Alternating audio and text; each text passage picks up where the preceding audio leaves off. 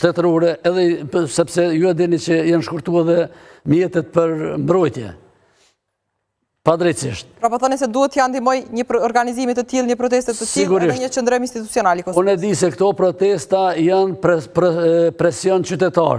Presion se qytetarët e Republikës Kosovës edhe shqiptarë përgjithësi, sepse me këto që do të organizojmë në Tiranë protestë gjithëkombëtare, do të thotë i gjithë kombi shqiptar është kundër ndonjë vendimi të gabuar që do të merr ndonjë gjykat. Jo në emrin tim. E kemi jo në emrin tim. Kryesor do të jetë. Po, jo në emrin tim. Ndërsa nesër motoja e protestës është edhe unë jam UÇK. Do të thotë secili nesër në Tiranë është UÇK. Sepse UÇK-ja nuk ka qenë vetëm disa mira. UÇK-ja ka qenë gjithë kombi shqiptar. Ju e dini mirë se UÇK-ja nuk do të ishte ajo që është, nuk do të kishte atë fuqi që e ka pas, po mos të ishte e përkrahur nga populli ynë. Populli ynë ka qenë gjithmonë dhe gjatë gjithë luftës në përkrahje të ushtrisë shërimtare të Kosovës. Për ashtu elemente të ndryshëm të cilët kanë qenë në çdo kombë, në çdo popull ka element destruktiv, ka element që nuk i besojnë atij projekti, mirë po ka dalë që ushtria shërimtare e Kosovës dhe lufta e saj e drejtë ka qenë projekti më i madh i shqiptarëve pas shpalljes pavarësisë së Shqipërisë, sepse ka unifikuar gjithë kombin shqiptar në një kauzë të drejtë, në një kauzë e cila e realizoi ëndrrën shekullore të popullit tonë, i cili për një shekull ka qenë në robërinë serbe, jugoslave. Ku steshni këtë debatin e krijuar gjatë ditës sotme në mes të vendosjes dhe Edi Ramës? Ne shumë pa nevojshme nuk janë në momentin e duhur, sepse dallimet politike mund të ekzistojnë, mirë po këtu duhet jemi një gjithë. Pa marrë parasysh, prap ne i ftojmë sot, unë në emër të organizatës veteranëve, ftoj të gjithë shqiptarët kudo që janë, pa dallim feje, pa dallim partije, që nesër t'jenë Tiranë. Sepse do të ndinë vetën keq nesër kur fëmijë atyre t'i pyesin pse ju nuk jeni në këtë protestë. Prej ashtoj për shembull ata që nuk kanë mundësi, unë në Hagë kam pa njerëz me karroca.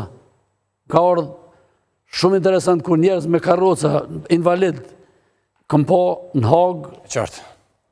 Që kanë marrë pjesë. Cili ka qenë roli i Edi Ramës që kur nisi gjykimi? Unë Edi Ramën sa e kam pa në prononcimet e tij dhe në qëndrimet e tij ka qenë domthonë në linjë të luftës së drejtë të ushtrisë shërimtare të Kosovës. Shtrohet pyetja kush ka bërë më shumë prej kur nisi procesi, pra Albin Kurti apo Edi Rama si kryeministra? Për kauzën, pra për liri dhe për drejtësi në Hagë. Unë aktivitetet e kryeministrit tonë nuk i kam pa, ndërsa aktivitetet si kam pa se s'ka ndodhur me po.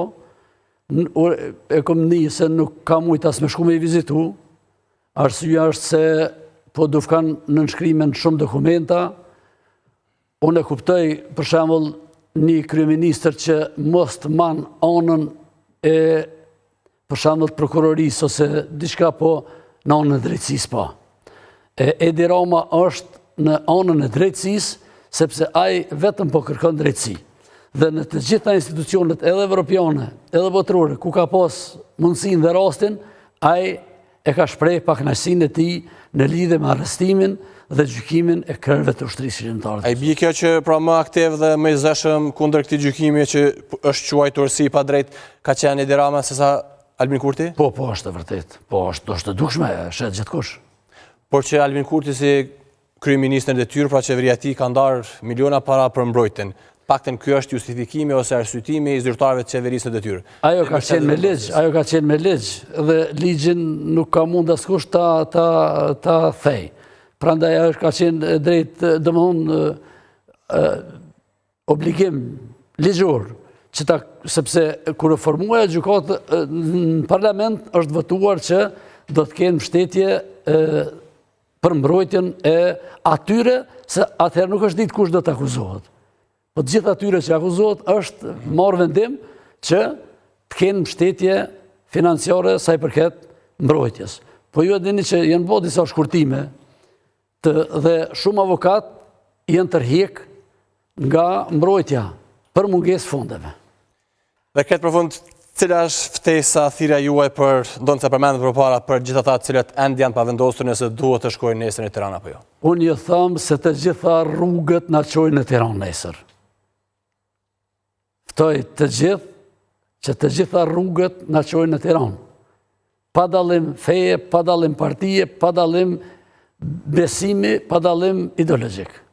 Zotësovi, falenderoj shumë që keni ardhur sonte në Klan Kosova. Nuk u mbaj më gjatë sepse sigurisht do të udhtoni nesër herët në mëngjes ndaj. Falenderoj. Ide gjatë sigurisht do të jetë edhe Klan Kosova aty në Shkodran për të parë gjithë këtë zhvillim të kësaj proteste të mbar kombëtare. Kemi një speciale këtu, jo? Sigurisht që nesër do të ketë edhe speciale, një mbulim special.